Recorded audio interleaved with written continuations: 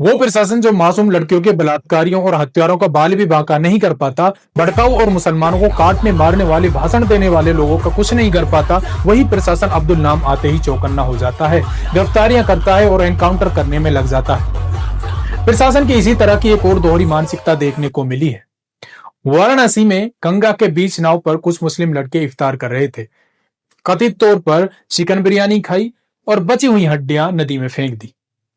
मानते हैं गलत हरकत है, सरासर गलत है, नदी में वेस्ट नहीं डालना चाहिए। वीडियो वायरल होता है और बीजेपी युवा मोर्चा ने शिकायत की और पुलिस ने तुरंत 14 अब्दुल लड़कों को गिरफ्तार कर लिया। नफरत की इंतहा यहां तक हो गई कि उन लड़कों पर नाव चालक का अपहरण करने और जान से मारने की धमकी देने जैसे संगीन आरोप भी लगा दिए गए। कहीं ऐसा ना हो कि इन मुल्लों को तुरंत जमानत मिल जाए, और हुआ भी ऐसा ही।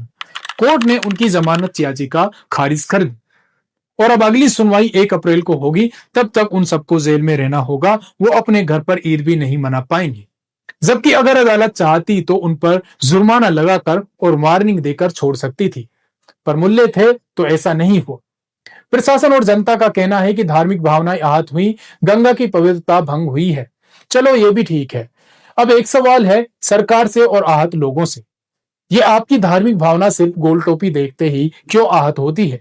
आपने खुद गंगा को जहरीला नाला बना दिया है, किसी से कोई सवाल जवाब नहीं करते, कोई तीखा सवाल नहीं, लेकिन मुस्लिम दिखते ही तुरंत एक्शन। हर रोज वाराणसी समेत पूरी गंगा में करोड़ों लीटर अनुपचारित सीवरेज सीधा गिर रहा है। गंगा में प्रदूषण का 85% हिस्सा घरेलू सीवरेज से आता है। उन घरों पर ना तो बुलडोजर चलता है और ना कोई गिरफ्तारी होती है। हर दिन 1.3 अरब लीटर गंदा पानी नदी में जाता है। नमामि गंगे के नाम पर हजारों करोड़ रुपए डकारे जा चुके हैं। एसटीपी बने, लेकिन असल में गंदे नालों का पानी अभी भी मां गंगा में बह रहा है। कोई गिरफ्तारी, कोई बड़ा एक्शन नहीं। 20,000 करोड़ रुपए का नमामि गंगे प्रोजेक्ट पूरी तरह फैल रहा, जबकि 2015 में से लॉन्च करते वक्त जो बड़े बड़े दावे किए गए थे सब हवा हुए। गंगा को माता मानने वाले ही उन रूपों को डकार गए और गंगा अपने पवित्र होने की राह आज भी देख रही है। मणिकर्णिका घाट पर रोज 300-400 शव जला दिए जाते हैं। अज्जली हड्डियां, राख, गरीबों, लावारिसों के अज्जले शरीर सब गंगा में डाल दिए जाते हैं। साल भर में 30,000 से ज्यादा आपने गंगा में सैकड़ों क्रूज चला दिए। पर्यटक यात्रा में शराब पीते हैं, मुर्गा बकरा खाते हैं, बोतलें फेंकते हैं। क्रूज वाले टॉयलेट का मलमूत्र सीधा नदी में छोड़ देते हैं। जनवरी 2026 में अलकनंदा क्रूज पर वीडियो वायरल हुआ था। क्या हुआ? सिर्फ 5,000 रुपए का फाइन। गिरफ्तारी हुई? कोई गिरफ्तारी नहीं। लोग गंगा घाट पर पिछवाड़ा धोते हैं, खुले में हगते हैं, मटन मुर्गा का कचरा फेंकते हैं, शराब की बोतलें डालते हैं। रोज का काम है। किसी को कोई तकलीफ नहीं होती, ना कोई गिरफ्तारी होती है। लेकिन जैसे ही मुस्लिम नाम आया, सबकी पवित्रता भंग और 14 रोजेदार मुस्लिमों को पकड़कर जेल में डाल दिया गया। महाराज, ये कैसा दोहरा मापदंड है?